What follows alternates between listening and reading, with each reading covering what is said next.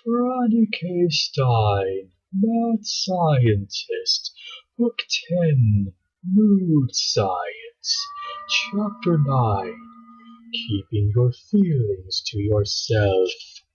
Franny put some horrifying traps and chains on the table. What are these for? Duty Fran asked. To catch them, Franny said, adding a strange device to the pile.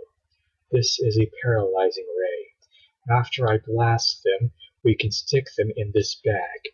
No, no, no, Duty Fran said, shaking her head. I'm afraid your lack of feelings has made you a little heartless. We can just talk to them. I have a device you can strap onto your mouth that will make your voice painful to listen to when you talk. Will that help?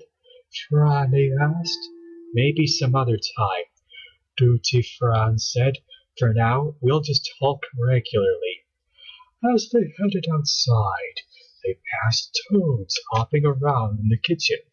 I guess these are my mom, dad, and brother, Franny said.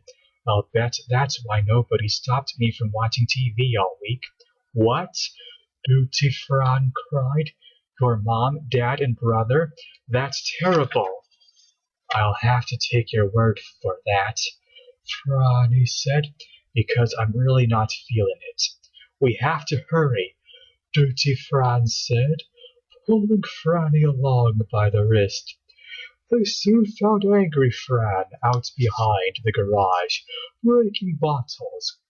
They watched as she picked one up, smashed it, and yelled at it for breaking so easily. You deserve to be broken, she yelled at it. I wish I had broken you a long time ago. Duty Fran stepped up. We need you to come with us, she said.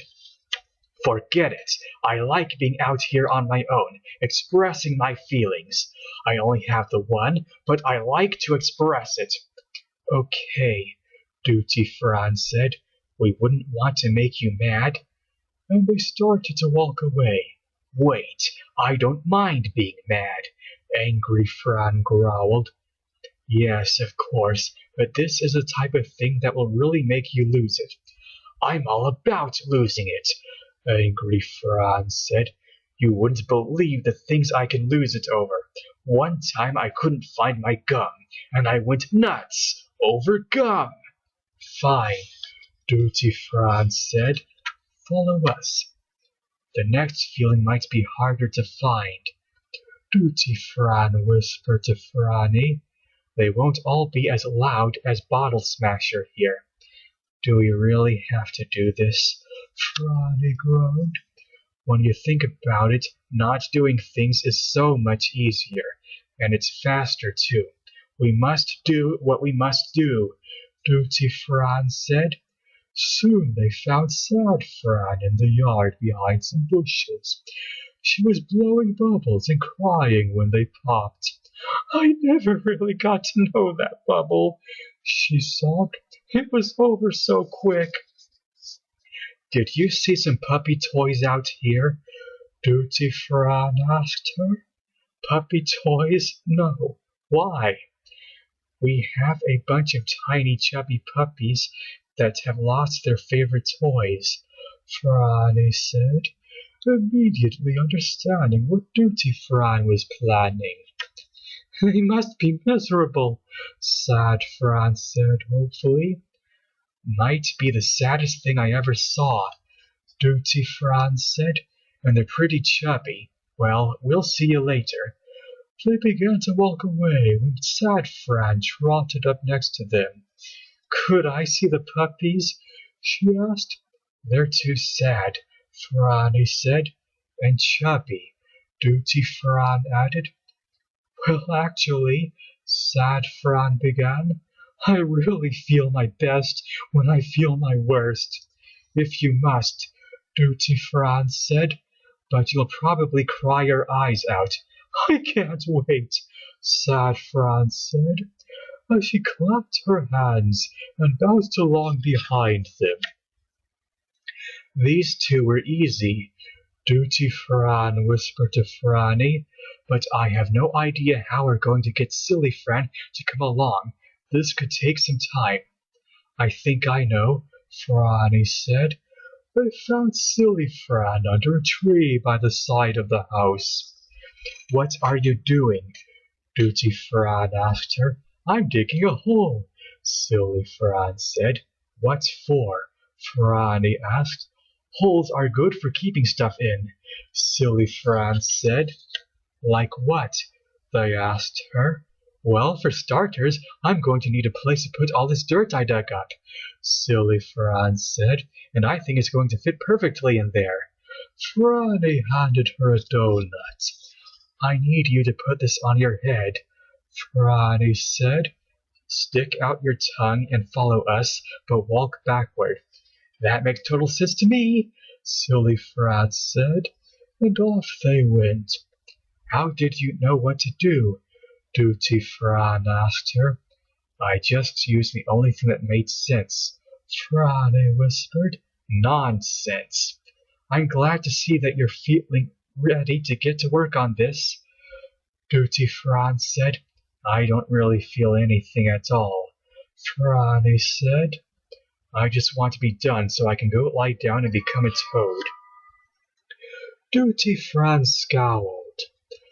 Only one more to go, she said, and she noticed that Franny was starting to look a bit more toadish, and there's not much time. Scaredy Fran should be easy, Franny said. Don't be so sure.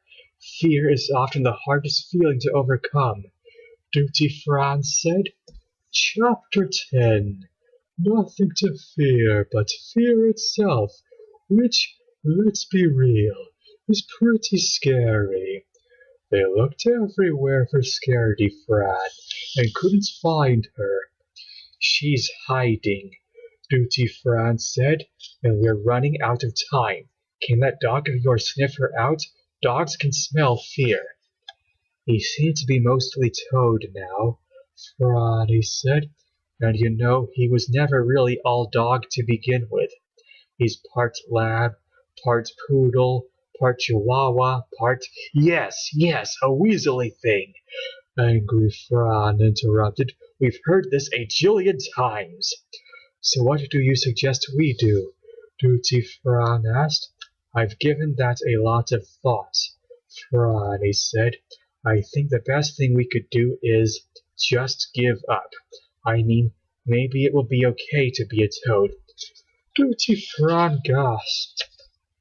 You're just saying that because you're missing some important feelings. Normally this would make you mad, or sad, or scared. You're right, Franny said, and it's a good thing I got rid of those dumb things. No, everybody needs feelings. They are troubling at times, but without them, people are a bunch of toads, I guess, just sitting there staring blankly, not doing much of anything. And that's going to make things very difficult when the ghosts arrive. What ghosts? Franny asked. The ghosts, Duty Fran said. Yeah, they show up every time something like this happens. What are you talking about? Franny asked. Duty Fran raised her voice a bit. The ghosts. They always show up about now.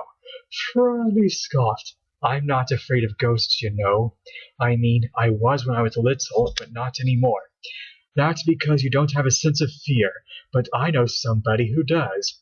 Scaredy Fran burst out from her hiding place in the closet. No, not ghosts! Save me! Save me! She screamed. Come with us, Duty Fran said. We know where you'll be safe. Scaredy Fran cuddled up next to them. Okay, let's go, she whimpered.